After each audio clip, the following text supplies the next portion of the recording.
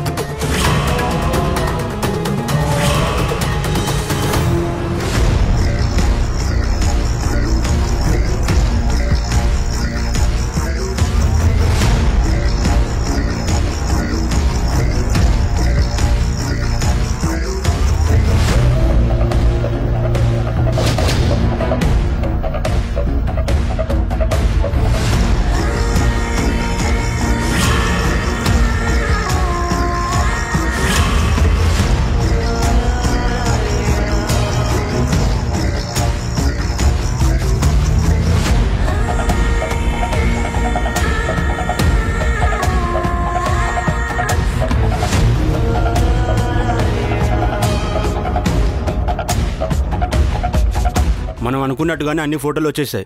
ఇక మేము బయలుదేరదాం. మిగతాదంతా నువ్వే చూసుకోవాలి. అలాగే, మీరు వెళ్ళండి.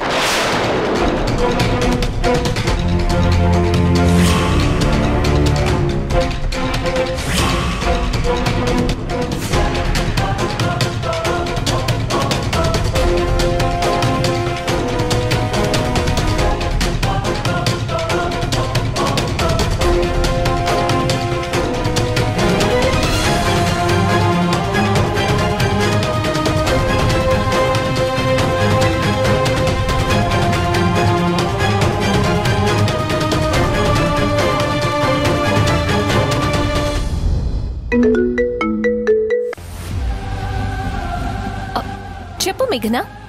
ఇప్పుడు రూమ్ దగ్గరికి వచ్చేసాము. ఏ ప్రాబ్లం లేదు కదా? నిన్నెవరూ అక్కడ ఆపలేదు కదా? లేదా రోహి, మాకే ప్రాబ్లం లేదు.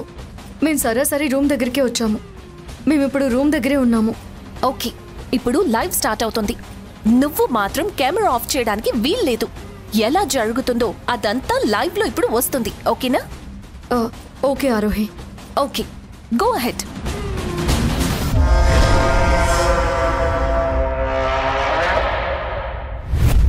శివ,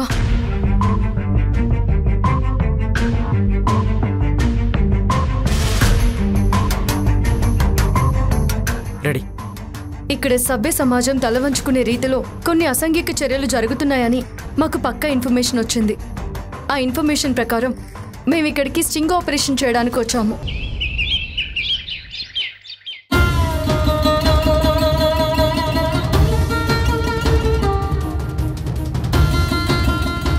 నన్ను క్షమించేంత గొప్ప మనసు మీకున్నా నేను క్షమాపణ అడిగేంత తప్పైతే నేనేం చేయలేదత్తయ్య.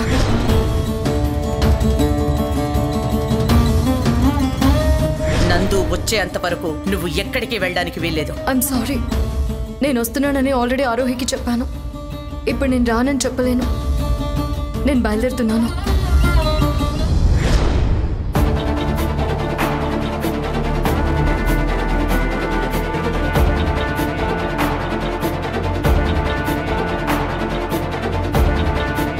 ఇలా అయితే దాన్ని కంట్రోల్ చేయడం చాలా కష్టం సులోచన. ఇక మనం మేఘన విషయంలో కూడా వేరే దారి ఏదైనా ఆలోచించాలి. ఏంటి నేను చెప్తున్నది నీకేమైనా అర్థం అవుతుందా? ఏమో అత్తయ్య, నాకంత గందరగోళంగా ఉంది. గందరగోళంగా ఉంది కాబట్టే చెబుతున్నాను. ఇక ఇంత దూరం వచ్చాక మాటలతో అయ్యే పనే ఉండదు. అన్నీ చేతలతో చెయ్యాల్సిందే. కాబట్టి బాగా ఆలోచించుకో. ఇప్పుడు ఆ రూమ్ లోపల ఎవరున్నారు, ఎవరు ఇలాంటి పనులు చేస్తున్నారు, ఇవన్నీ అందరికీ తెలియజేయాల్సిన అవసరం ఎంతో ఉంది. మాకొచ్చిన సమాచారం ప్రకారం ఇక్కడున్న విఐపి ఇంతకు ముందు కూడా చాలా మంది అమ్మాయిల్ని ఇలాగే లోబర్చుకొని వాళ్ళ జీవితాలని నాశనం చేశాడని మా దగ్గర పక్కా ఇన్ఫర్మేషన్ ఉంది.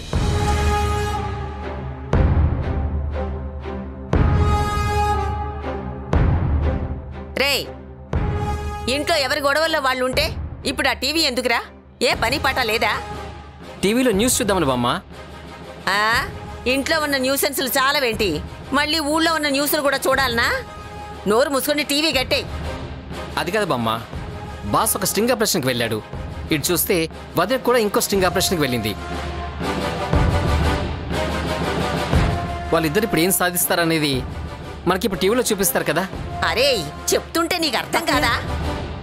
వదిలేండి అత్తయ్య. ఇక్కడ కొంతమంది విఐపీలుగా చలామణి అవుతున్న ప్రముఖులు తమ క్రేజ్, తమ అమ్మా, డబ్బు చూపించి వదిన టీవీలో వస్తుంది. పిల్లల్ని ఆకర్షితుల్ని అదే నిత్య, అమ్మ టీవీలో వస్తుంది, రండి. చివరికి వాళ్ళ జీవితాలని నాశనం చేస్తూ సొసైటీని భ్రష్టు పట్టిస్తున్నారు. అదిగో అమ్మ. చట్టానికి దొరకకుండా, పోలీసులకి చిక్కకుండా తన ధన బలం, పలుకుబడిని ఉపయోగించి ఇంతకాలం ఎవరికి దొరకకుండా తప్పించుకుంటున్నాడు. ఊళ్ళో వాళ్ళు చేస్తున్న కంపులన్నీ ఈవిడ గారు నిలదీసినట్టే ఈవిడ గారి ఇంట్లో చేస్తున్న తప్పుని కూడా ఈ ఇంట్లో నిలదీసే వాళ్ళు ఉండుంటే ఇంత దూరం వచ్చుండేదే కాదు.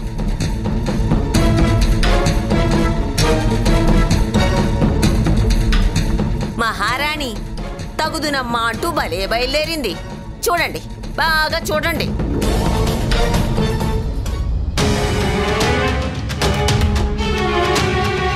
అతనిలా ఎంతో మంది ఆడపిల్లల జీవితాల్ని నాశనం చేయడమే కాకుండా వాళ్ళని వ్యభిచార గృహాలకి అమ్మినట్టుగా మా దగ్గర సమాచారం ఉంది. అతను ఎవరు ఏంటి అనేది మీ అందరికీ ఇప్పుడు చూపించబోతున్నాం.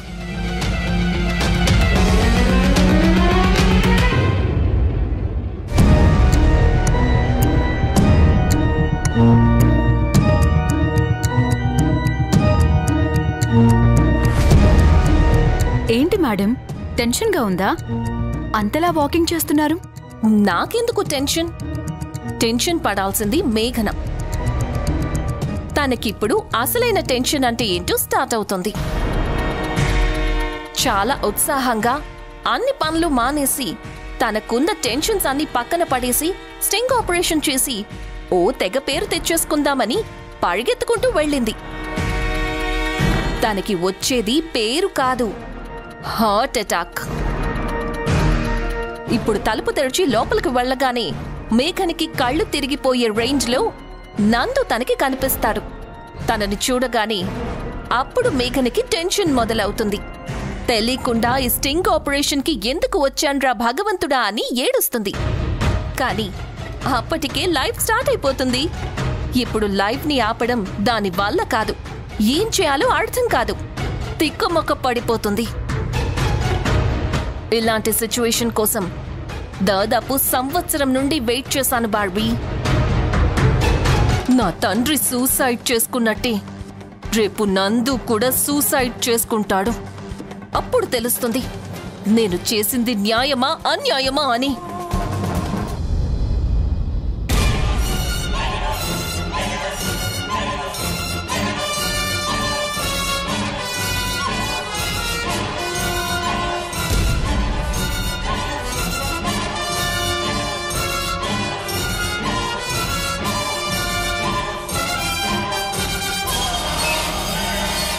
చూడండి డాడీ, చూడండి, లైవ్ చూడండి.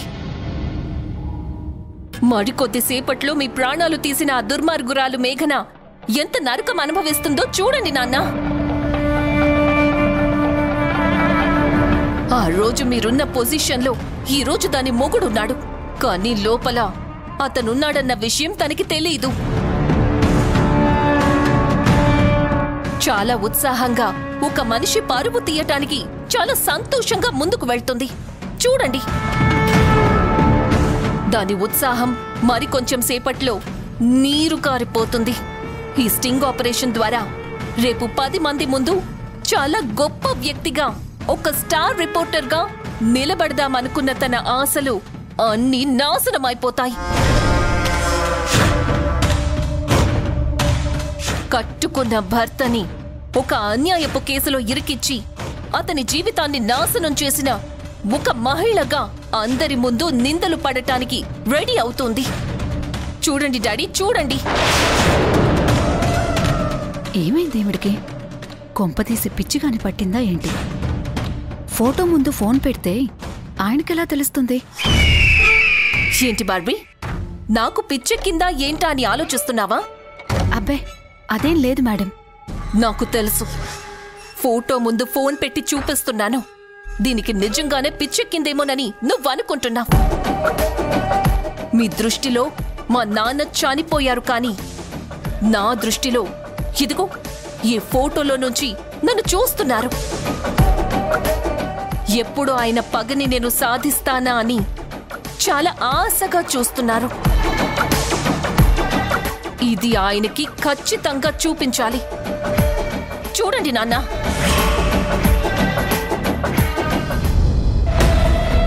ఇందాకటి నుంచి మేము తలుపులు తీయాలని ఎంత ప్రయత్నం చేస్తున్నా ఎవరు తలుపులు తీయట్లేదు. తలుపులు బాధతో ఉన్నాం కానీ ఎవరు పట్టించుకోవడం లేదు.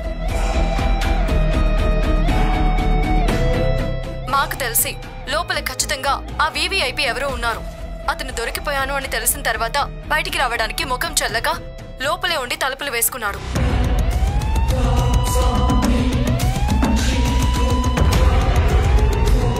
తన ఇన్ఫ్లుయెన్స్ ని ఉపయోగించి మమ్మల్ని ఇక్కడి నుంచి పంపించే ప్రయత్నం కూడా చేయొచ్చు, కానీ మేం మాత్రం అతన్ని వదిలిపెట్టే ప్రసక్తే లేదు.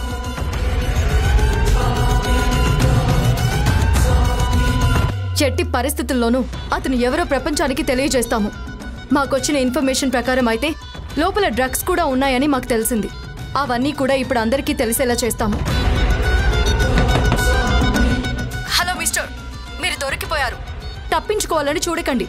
మర్యాదగా బయటికి రండి. Open the door.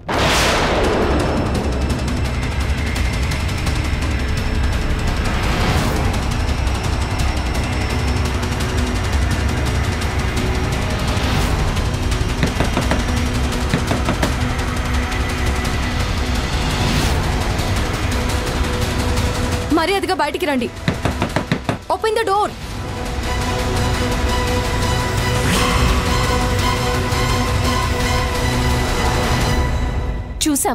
చూసావా బార్బీ? ఎంత ఉత్సాహంగా చెప్తోందో. లోపల ఉన్నది తన భర్త నందువే అని తెలిస్తే తన పరిస్థితి ఏంటి అంటావ్? ఇంకేముంది మేడం, అక్కడ నిలబడ్డ చోటే కుప్పకూలిపోతుంది. ఇదే కదా నాకు కావాల్సింది. బార్బీ, ఒకసారి ఫోన్ ఇవ్వు.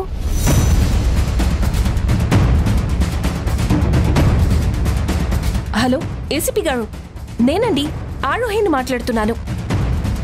ఏం లేదు సార్, మా టీం ఒక హోటల్ మీద స్టింగ్ ఆపరేషన్ కోసం వెళ్ళింది. అక్కడ ఒక వీఐపీ ఒక ఆడపిల్లని తీసుకువెళ్లి అసంఘిక చర్యలకి పాల్పడుతున్నాడని తెలిసింది. ఆల్రెడీ లైవ్ నడుస్తోంది. ఆ వ్యక్తి లోపల నుంచి డోర్ ఓపెన్ చేయట్లేదు. మా స్టాఫ్ ఎంత ప్రయత్నించినా వాడు మాత్రం డోర్ తీయట్లేదు. దయచేసి మీరు పోలీస్ ప్రొటెక్షన్ పంపిస్తే బాగుంటుంది. ఓకే సార్, అలాగే sir. As early as possible మీరు అక్కడికి చేరుకోండి. మీకు ఆ వివరాలన్నీ మెసేజ్ చేస్తాను. Okay sir, thank you so much. చూసావా మై డియర్ బార్బీ, నిప్పుకి గాలి తోడైనట్టుగా ఇప్పుడు మేఘనకి పోలీస్ ప్రొటెక్షన్ కూడా వెళ్తుంది. వాళ్ళు వెళ్ళి ఇప్పుడు ఆ డోర్ బద్దలు కొట్టేస్తారు. లోపలికి వెళ్ళగానే అక్కడ నందుని చూస్తుంది.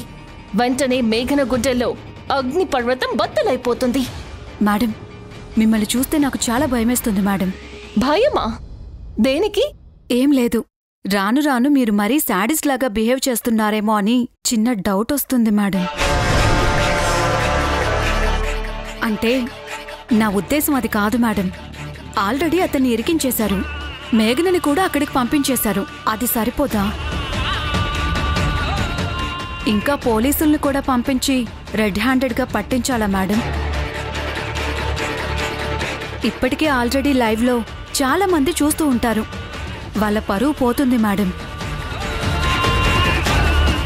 ఇంకిది కూడా అవసరమా మేడం? నాకెందుకో కొంచెం టూ మచ్ అనిపిస్తోంది మేడం. టూ మచ్చా? ఇప్పుడు కేవలం వాళ్ళ పరువు పోతుంది, కానీ ఆ మేఘన చేసిన పని వల్ల నా తండ్రి ప్రాణం పోయింది. అది టూ మచ్ కాదా? ఒక కూతురికి తన తండ్రి పరువు పోతే తను ఏమైపోతుందా అని ఒక్క క్షణం మేఘన ఆలోచించి ఉంటే ఈరోజు తనకి ఈ పరిస్థితి వచ్చి ఉండేదా? మా నాన్న ఎంత బాధపడుంటే ఆత్మహత్య చేసుకొని ఉంటారు. అసలు ఆయన గురించి తనకి ఏం తెలుసని అలా చేసింది? కేవలం తన పేరు సంపాదించుకోవడానికి ఒక గొప్ప ఇండస్ట్రియలిస్ట్ ని, ఒక గొప్ప వ్యక్తిని మర్డర్ చేసింది. అది చేసిన పాపానికి శిక్ష పడాలి కదా. ఆ దేవుడు శిక్షిస్తాడో లేదో నాకు తెలియదు, కానీ నేను మాత్రం తప్పకుండా శిక్ష పడేలాగా చేస్తాను.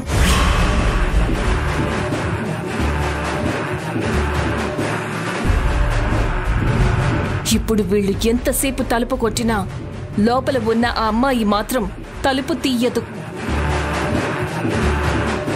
వీళ్ళు డోర్ బద్దలు కొట్టలేరు.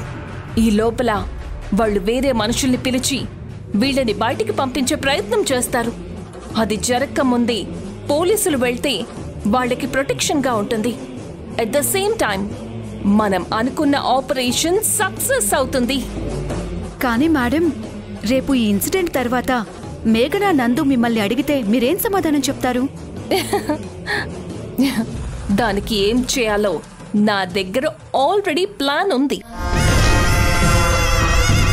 నా ఎయిమ్ ఒక్కటే, మేఘన జీవితం పూర్తిగా నాశనమైపోవాలి.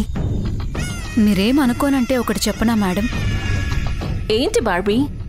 ఆ రోజు మేఘన చేసిన పనికి ఈ రోజు మీరు చేస్తున్న పనికి నాకు పెద్ద తేడా ఏం కనిపించడం లేదు madam.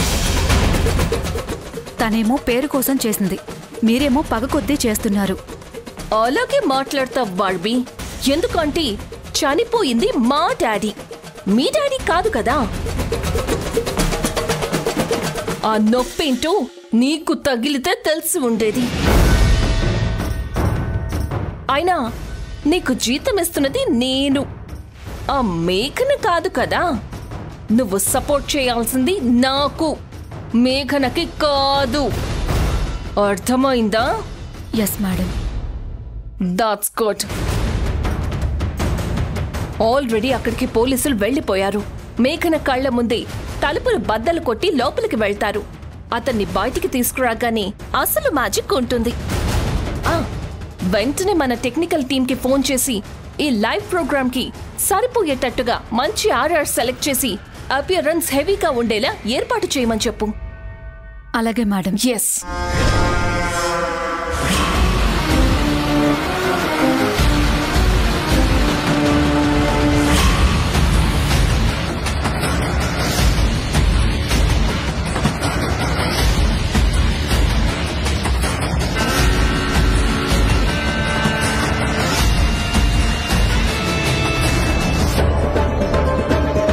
Sir sir sir sir ఆగండి సార్. మీరు ఇక్కడ ఏమైనా చేశారంటే మా హోటల్ పరుగు పోతుంది సార్. Please sir. అది ఇలాంటి పనులు చేయకముందు ఉండాలి. ఇది హయ్యర్ అఫీషియల్స్ నుంచి మాకు వచ్చిన ఆర్డర్. మా పనికి అడ్డొచ్చారంటే మిమ్మల్ని కూడా అరెస్ట్ చేయాల్సి ఉంటుంది. పక్కకు తప్పుకోండి.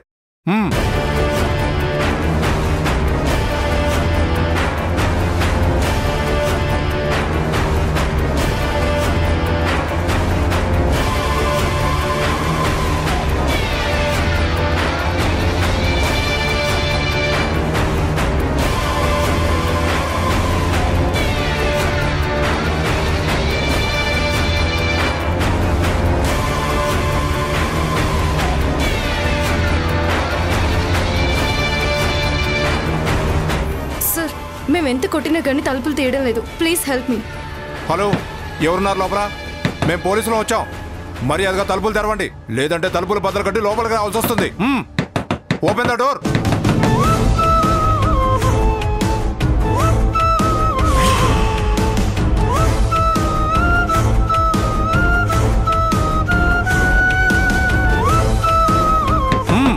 డోర్ తీయండి. మీకే చెప్పేది, మర్యాదగా తీస్తారా లేదా? తీయండి.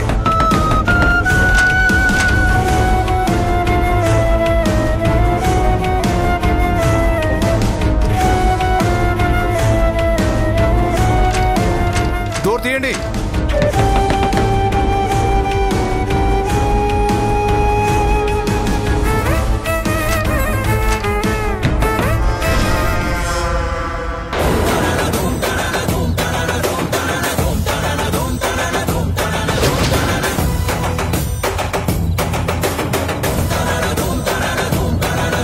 కానిస్టేబుల్స్ తలుపు పగలగొట్టండి.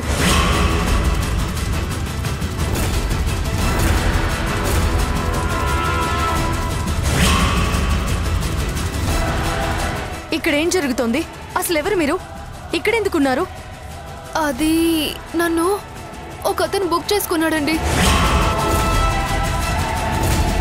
మీరు ఎవరో గాని పూర్తిగా దొరికిపోయారు. మర్యాదగా బయటికి రండి.